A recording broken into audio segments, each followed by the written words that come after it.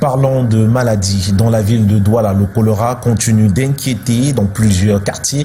L'insalubrité favorise la propagation de cette maladie hydrique. Entre vigilance et recommandations des professionnels de la santé, eh bien, chaque habitant tente de se protéger. Ludovic Malaga et Henri Tinda.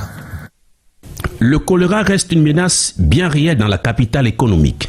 Dans plusieurs quartiers de Douala, caniveaux obstrués, eau stagnante et amas d'ordures composent un environnement propice à la prolifération de la maladie.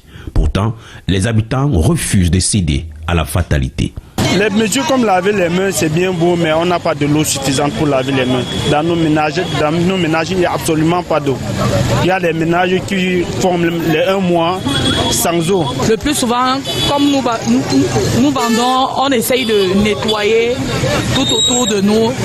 On essaye de verser l'eau de javel pour tuer certaines bactéries. Selon les professionnels de santé, la prévention demeure l'arme la plus efficace. Ils recommandent de respecter les règles d'hygiène et de consulter rapidement un centre de santé dès l'apparition de diarrhée ou de vomissement. On doit être propre comme personnel, donc ça veut dire qu'on doit laver notre main, on doit manger des choses qui sont propres, légumes, tout ça, le fruit. Quand on paye, on doit aussi nettoyer notre environnement parce qu'il y a trop de saleté à Douala.